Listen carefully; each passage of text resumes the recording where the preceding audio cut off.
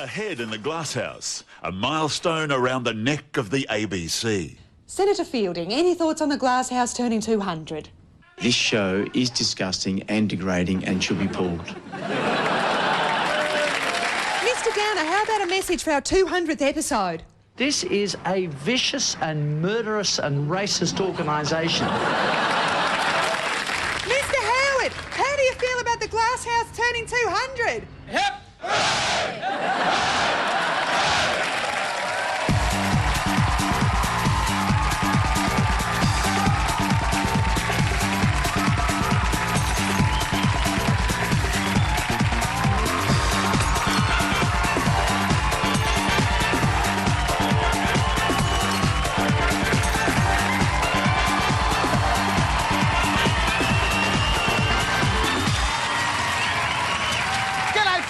Welcome to the 200th episode of The Glasshouse.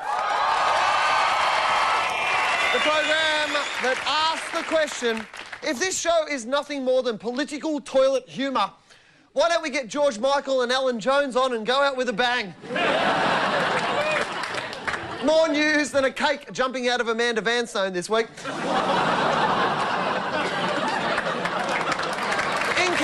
Politicians going into Parliament House could be forced to strip off accessories and clothing if they set off metal detectors. Peter Costello is the driving force behind the new rules, because no matter how many times they frisk the Liberals, he still finds knives in his back. The government wants to... A lot of claps over there, a lot of people over here going, we like John Howard quite a lot. The government wants to stop anyone getting into Parliament with something dangerous, like a different opinion. As Israel, Lebanon, Syria, Iran and America continue to play past the nasty parcel, here's something to warm your heart. Little Israeli girls are writing messages on shells about to be fired at Hezbollah targets. It's part of the new Jewish-Muslim missile exchange program. But what do you write on an artillery shell? No returns. Tour de France legend Lance Armstrong is in trouble after saying the entire French World Cup team tested positive for being assholes. No offence. And considering the view you get in a pack of cyclists, I reckon Lance probably knows a bit about assholes. George W. Bush has used his presidential veto to block a bill on embryonic stem cell research, saying it crosses a moral boundary our decent society needs to respect. Now, back to bombing people. When he announced the veto, Bush surrounded himself with dozens of babies, or as he prefers to call them, human shields. Congrats!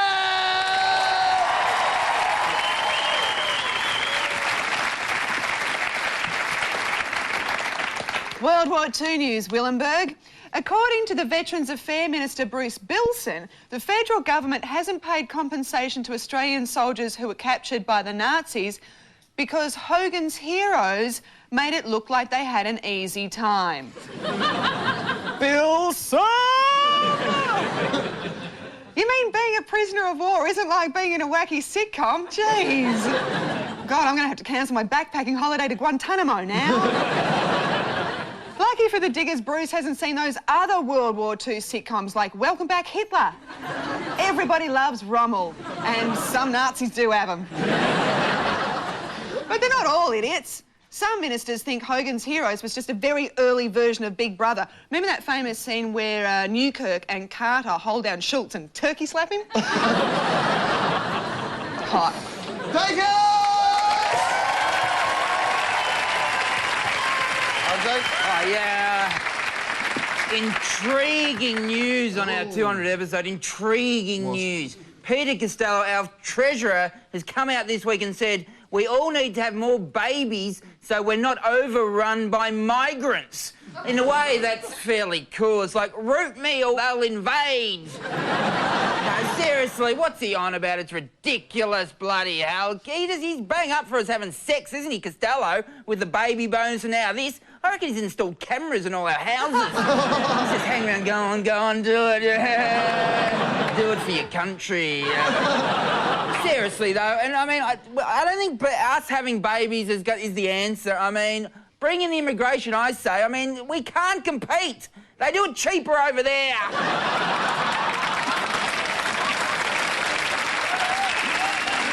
Happy 200th birthday, Glasshouse! All right, let's get to it.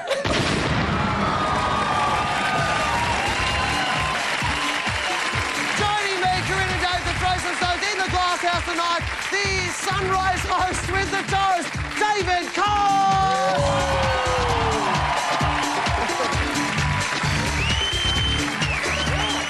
And the marvel of modern medicine that is Dr. Cindy Pan.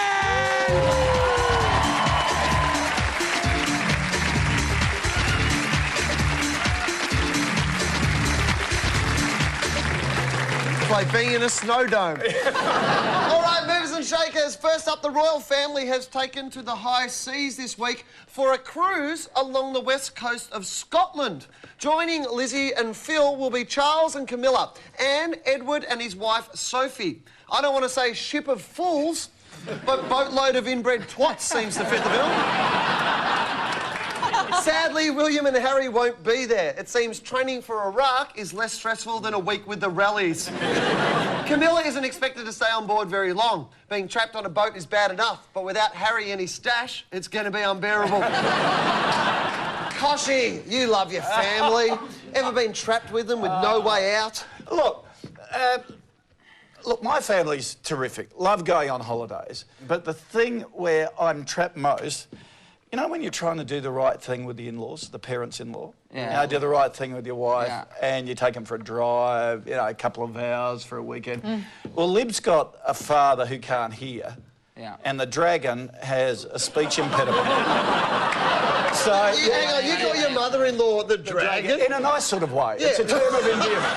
It's a term of endearment. Nice way. How does she feel about being called the dragon? Oh, no, she's fine about it. I don't do it to her face, only behind her.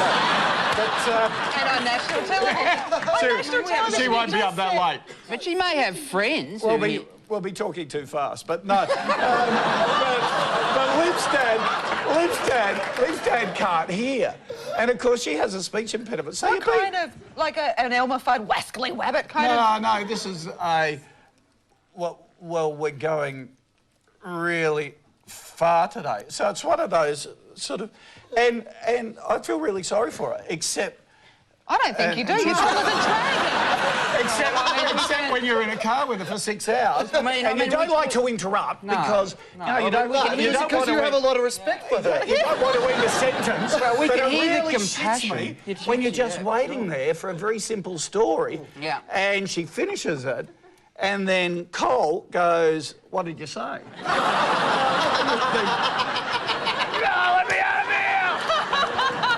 You're 6 hours with this. I don't even reckon it's true. I just reckon they go, "We're going on a holiday with Koshy. Can we do the I've got a speech impediment, you can't hear shit?" I hope that they've decided to have a night up tonight and they're watching it together and Cole's going to the dragon. What did he say? The show will be over by the time she explains it. No. You are totally going to hell. You are so going to hell. They are very nice. They are the best parents-in-law you can... Oh, what the... After all that, that is the biggest cop-out. Seriously, Koshy, if you dig this hole any deeper, you'll find Brant and Todd again.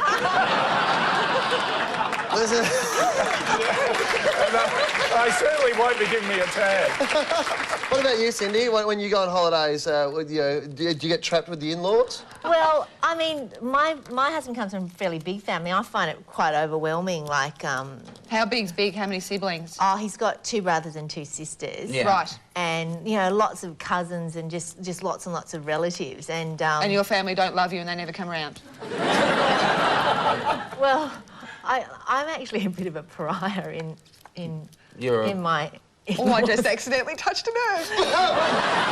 You're a pariah in your... Really? Why? Are you estranged? If you don't mind us asking. Like... This is getting I don't know. deep. I don't know. Let's go to a happy place. Look at all the glitter.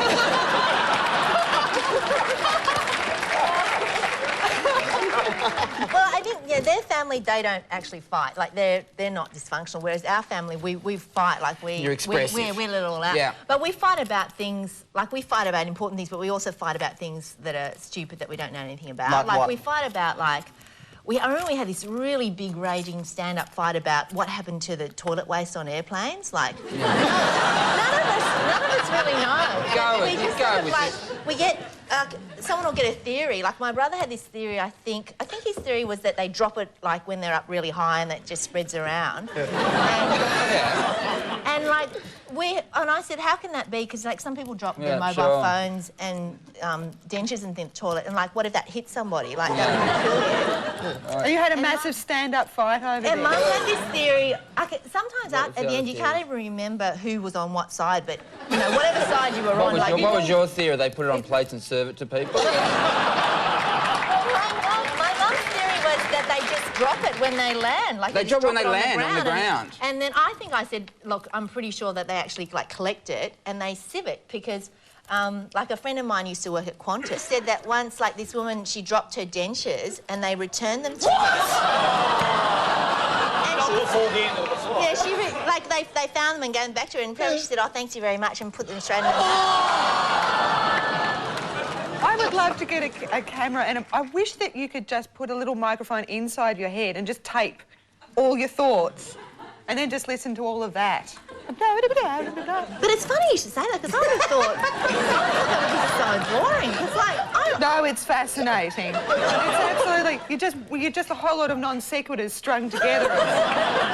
If you were my doctor, I wouldn't fill the prescription that you gave me. You know what? Speaking of filling a prescription, one of the practices I used to work at, I had lots and lots of junkies, like lots and lots of junkies. And once someone broke into our surgery and stole all these prescriptions pads, and I got rung up by the police and they said, oh, we think someone's been, like, writing scripts for you. And I said, oh, how can you tell? And they said, because they've written one packet of Rowies.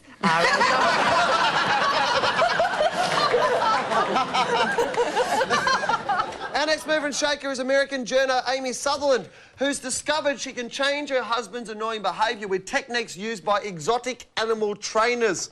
The first thing she learnt was you don't confront an uncooperative animal, you ignore it.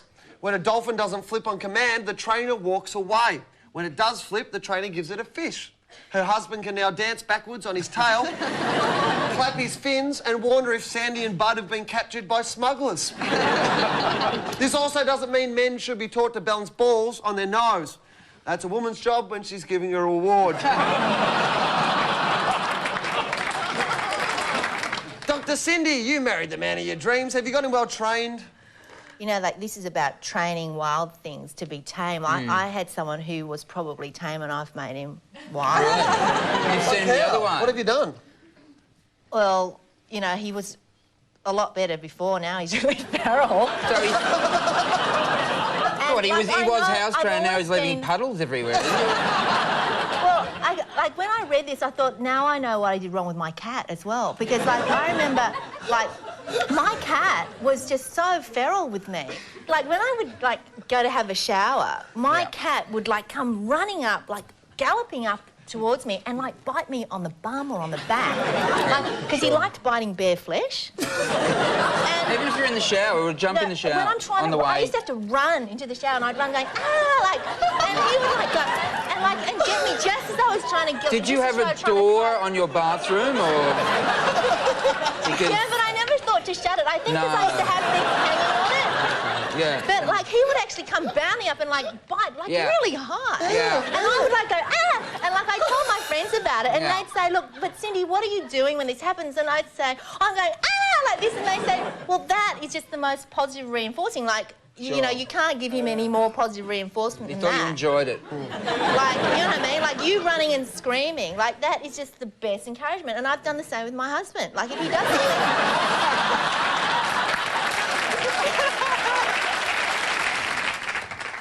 Koshy, what about you? Are you trained around the house? Absolutely. 27 years of marriage, I'm just a shadow of what I was 27 years ago. And it all boils down, it's simple, sex. That's it. That's how you train. So your automatic response is to know you'll get the result that you want. Yeah, exactly. Or I'm going to be held. disciplined. It's that, look. Hello. It's that sounds like fun. It's that very simple question. You'll do this, no, and then the look. And it is, if you don't do it, you get no sex, so you just go and do it. It's like Pavlov's dog. You know, I'm It's like Pavlov's dog, isn't it? Do you do it Pavlov doggy style? That keeps biting me on the bum in the nude when I go for a shower. How did you meet your wife, if you don't mind me asking? She's a nurse, and you're a sick man. It was.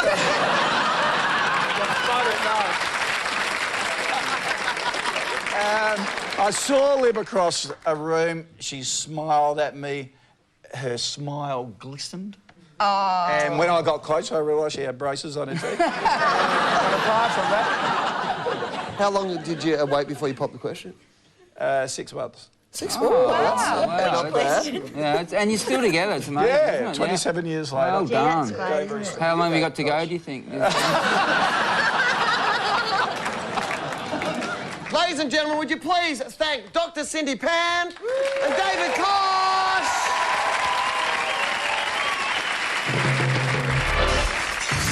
Later in the Glasshouse, Kim Beazley publishes a naughty kiss and tell memoir. Frankly, John Howard disappointed me. A sneak peek inside Philip Ruddock's feeding chamber.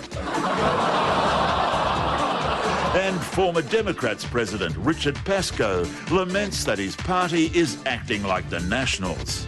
Going down this line on this policy, you know, is really like putting lipstick on a pig.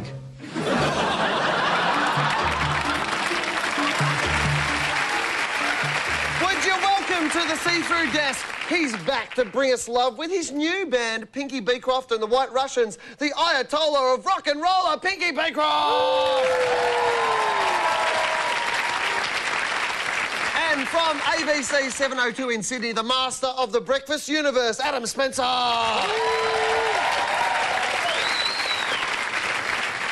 In the UK, the government has launched a £4 million campaign to make maths cool for school students. Questions will even be specially designed to be more relevant. What about, a pimp has twice as many hoes as he has bitches. If he has 10 hoes, then gets 2 more bitches, how much profit will he make on a Saturday night? If Victoria Beckham's brain is half the size of a normal brain, at what rate does she need to diet to make her breast implants bigger than her head? Adam, your brain is twice as big as Posh Spice. Can maths get any cooler? I was actually sitting here trying to work out the answers to those questions. You see, I'm not a good person to ask this because I find mathematics so beautiful. You're in too deep, aren't you? Everywhere I see it. I met a girl once, I asked her for her phone number. Yep. And this phone has since been disconnected, so don't ring it. She said it's 0414104740. Yep. And I swear I instantly went, that is like so cool because you've got the 04 and the 40 at each end mirror, right? Then you've got 141 and you've got that 47. And 3 times 47 is 141. That is the coolest phone number I've ever heard. Was she still standing in front of you by the time that sentence finished, Rain Man? It didn't go as well as it could have, No. but the point I made... He certainly didn't get a square root. No,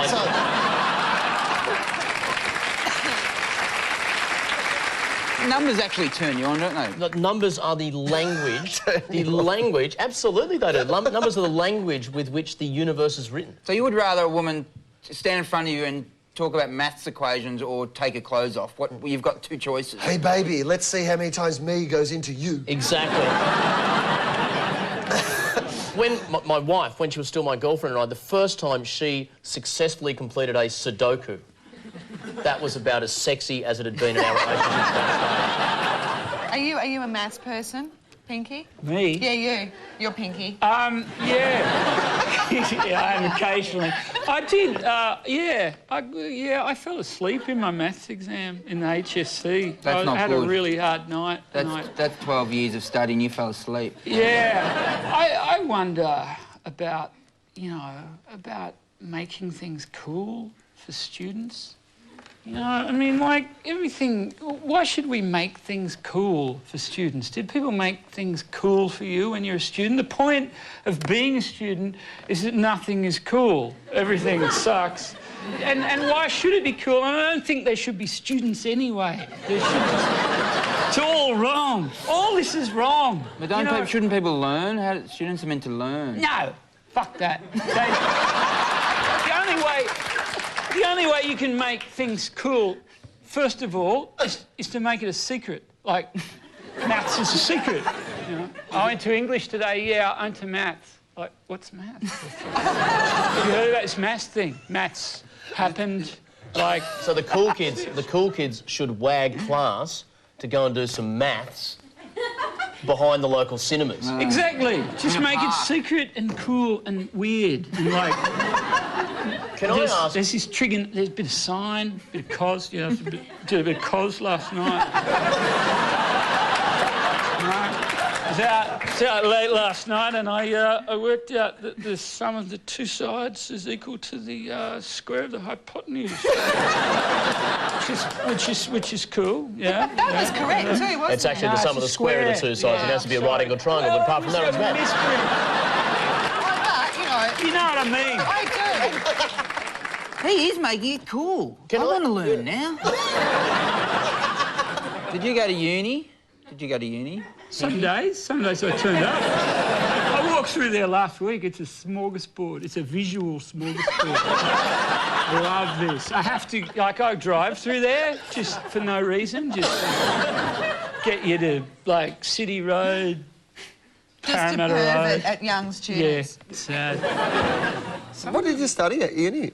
I was the only person ever, and you can check these records, to go to Sydney University on a Latin scholarship to fail first-year Latin.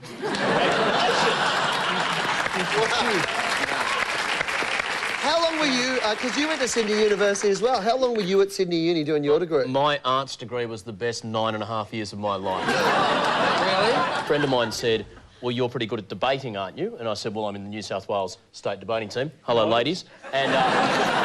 Well, if the maths hadn't got him, now you've got him. And she said, well, if you're good at debating, you should be a lawyer. Yeah. And I thought, well, if that's the rule, I don't want to cause any trouble. And you thought you'd get chicks being a lawyer. Went to do law, and you have to take some other subjects. So I took philosophy, economics and mathematics because I was pretty good at it. Hated economics, dropped it. Philosophy and I didn't get on, dropped each other. Dropped law, stuck around, did mathematics, did an honours year in mathematics, did that part-time because I was president of the student union, finally realised I really love this subject. And this guy in the department said, why don't you stay around and do a PhD in pure mathematics? I thought, PhD, pure mathematics, hello, ladies. And threw myself into that for about 3.5 years. He had a fight with the university, left, complete with my support, went overseas. I was left sort of doing nothing, and so dropped out after 9.5 years. with an uncompleted PhD in pure mathematics. And that, ladies and gentlemen, is how you get a job in breakfast radio. There you go.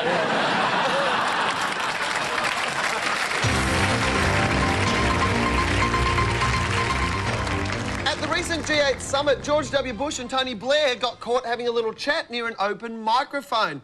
And George said a bad word. See, the irony is that what they need to do is get Syria to get Hezbollah to stop doing this shit, and it's over. There's another thing to add to W's achievements. The first president to say shit on TV. He'll go down in history as a true statesman or a swearing ex-drunk. And hello to Bob Hawke if you're watching.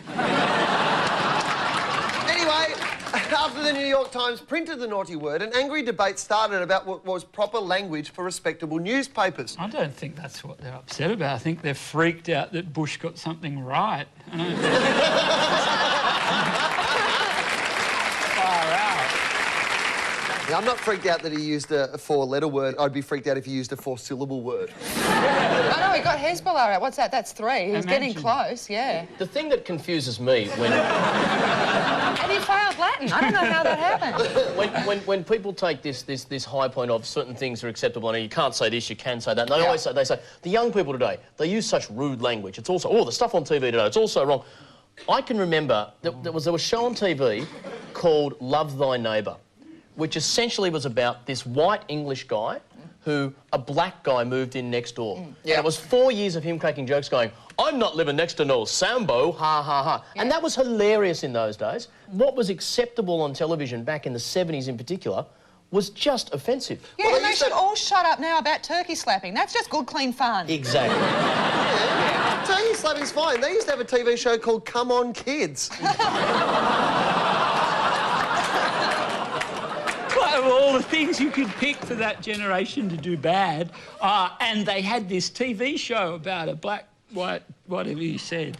They had a show about some dudes living next door. Like, they did a lot of other things, that generation, besides make some TV show about whatever you said they made the TV show about. Like, the dude's bombing Iraq and stuff, and what is this segment about? It's about... I think when you were talking, Pinky might have fallen asleep.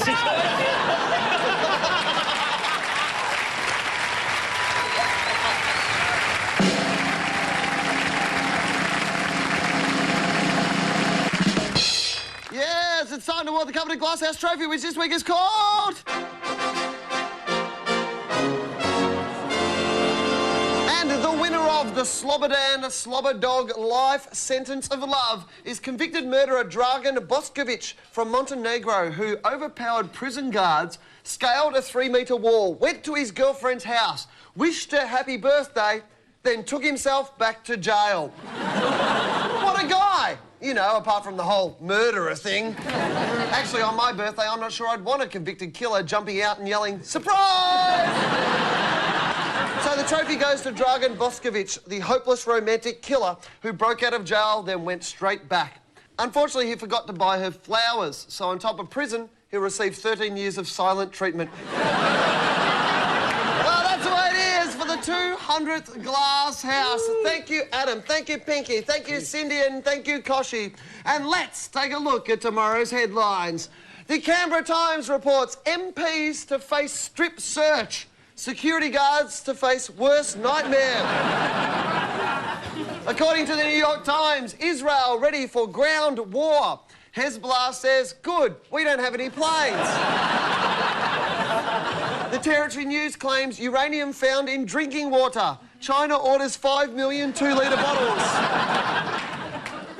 And from the Fed Review, the government says a lower minimum wage creates more jobs, which is good because now you'll need 2.